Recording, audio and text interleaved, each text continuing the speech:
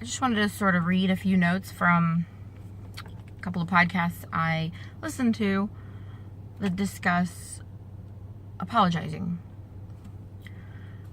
When someone has wronged you, but then tries to apologize, it's not enough for them to simply acknowledge it and expect it all to be better. So somebody's just gonna say, oh yeah, I'm sorry, I hurt your feelings, and expect it to be over. That is very selfish on their part. It's all about the victim and the person who has experienced, who has been wronged, who will make the final decision. That person, the victim, will be the one in charge of making the final decision on when an apology has been genuinely made and accepted. And it isn't fixed until you're the victim, your emotional state of mind is healed. And that healing comes quickly when it's a genuine, loving relationship where you understand that person really didn't mean to hurt your feelings, and they've also sat back and shown a level of empathy and self-analysis and growth from the experience, because they see how they've wronged you and they've expressed, how they might have mistakenly wronged you, and they have shown and expressed a level of self-exploration and growth appropriate to the situation, and so that they genuinely understand how they've hurt you and it won't happen again. Because an apology without personal growth or self-examination is just a promise to repeat. Sorry, I didn't mean to hurt your feelings. You move on and that's it. That's just a promise to repeat. It's going to eventually happen again, and because there was no growth from this experience, they won't have that growth to pull from and that knowledge to pull from and that awareness of, oh, I better not do this again, or I better not say this again because it hurt the person I love's feelings last time. So in order for it to be a genuine apology, and in order for the relationship to not suffer and actually to grow, when you hurt someone's feelings and you apologize and you go through this sort of up and down rocky thing and you come out the other end better, more self-aware and stronger, because your relationship has now survived this sort of issue, you're either better off or worse off. And you're better off if the apology is real and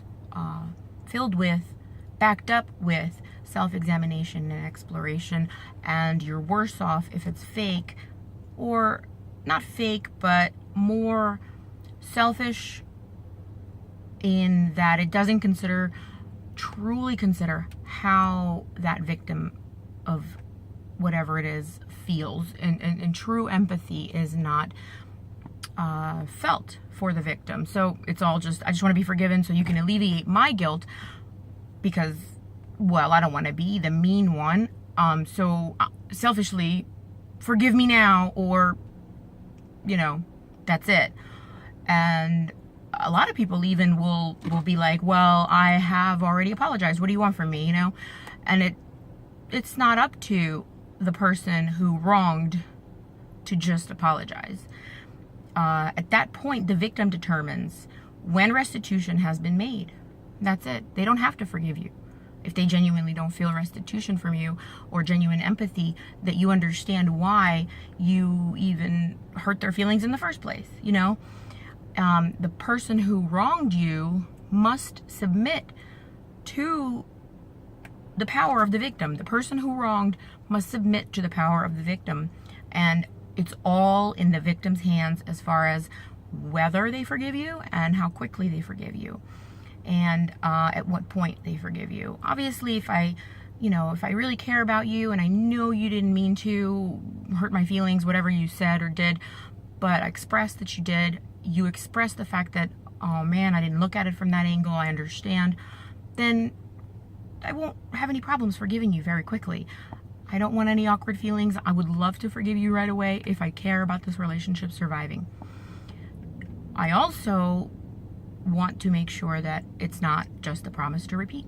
You know, I need to know for sure that if I accept your apology and accept you back in my life, that this is not a promise to repeat. So you have to show some level of, well, a deep level of understanding of how you genuinely hurt my feelings. And again, back to empathy. That is how you empathize with how I feel, even if you didn't empathize with it before it happened.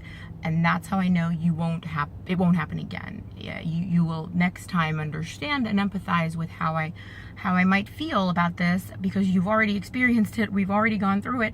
So it'll be easy for you not to hurt my feelings next time. And that's a genuine apology. And so if someone hasn't forgiven you and you're like, what am I supposed to do? I've already apologized. You know, you haven't apologized in the way that makes them feel like it won't happen again. Like you truly understand why their feelings got hurt in the first place.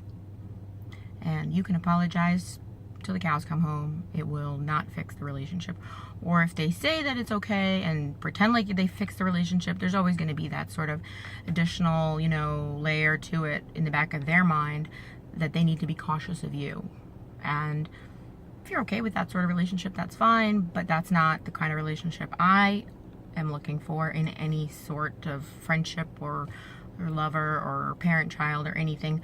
And that's because I'm looking for higher quality relationships from now on. So that's why it's important to be cautious and to be empathetic and not hurt each other's feelings, because that's the only time you have to subordinate yourself to the other person, to the victim. Otherwise, it's sort of a genuine, you know, win-win or equal relationship. And only when you hurt someone's feelings is when you have to sort of subordinate yourself to their accepting your apology or not. And then you have to do extra work to figure out whether you want to salvage this relationship, whether the empathy that you're going to go through to understand how they're feeling is worth it to you, because maybe they're irrationally getting, you know, their feelings hurt because you're giving them genuine feedback.